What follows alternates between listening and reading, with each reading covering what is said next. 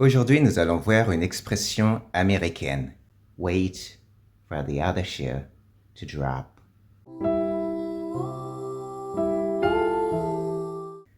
C'est l'histoire des immeubles new-yorkais.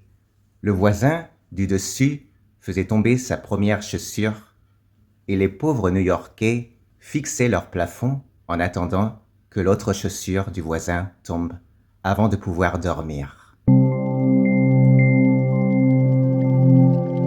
Aujourd'hui, cette expression signifie « je suis anxieux et j'anticipe un malheur imminent » après qu'un premier événement est survenu.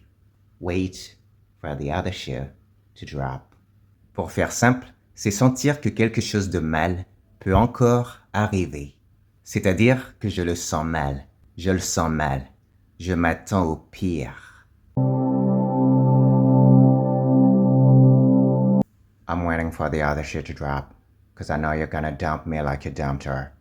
Ici, ça veut dire « je vois venir le pire », car je sais que tu vas me larguer comme tu l'as largué et j'anticipe le pire. Donc je vois venir le pire. On passe à un deuxième contexte. La mauvaise nouvelle. Prenons par exemple le cas des licenciements. Mon équipe a été virée. Je pense que je vais être le prochain à être licencié. I'm waiting for the other shoe to drop. Dreading the next layoffs. Ici, on pourrait peut-être dire quelque chose comme « ça me pend au nez ». Je sens que ça me pend au nez. Dreading the next layoffs. Je redoute les prochains licenciements. Et comme on parle d'une mauvaise nouvelle, on pourrait peut-être dire aussi « j'attends le deuxième coup de tonnerre ». J'attends le deuxième coup de tonnerre. C'est-à-dire la mauvaise nouvelle qui va frapper à nouveau. I'm waiting for the other shoe to drop. On peut aussi utiliser cette expression dans le cas d'une crise financière. All we can do is wait for the other shoe to drop. On ne peut qu'attendre la deuxième onde de choc. La deuxième onde de choc, c'est-à-dire qu'il y a des conséquences négatives. All we can do is wait for the other shoe to drop. Un autre contexte très fréquent est le présage. I can't shake this feeling that something's about to go wrong. Je ne peux pas m'empêcher de penser, je ne peux pas chasser ce pressentiment que quelque chose va mal tourner. I'm just waiting for the other shoe to drop. Ici, on pourrait peut-être utiliser l'image de la tuile en français de manière figurée. Donc je sens qu'une autre tuile va me tomber dessus. J'attends la prochaine tuile. I'm just waiting for the other shoe to drop. Ensuite, nous avons aussi le contexte de la santé, avec les diagnostics, l'attente des résultats, par exemple. You've been waiting for the other shoe to drop, for something to go wrong. Il y a aussi le contexte de la maltraitance, l'hypervigilance. I kept waiting for the other shoe to drop. Je m'attendais au pire, à chaque instant, sans arrêt. J'attendais que l'épée de Damoclès me tombe dessus.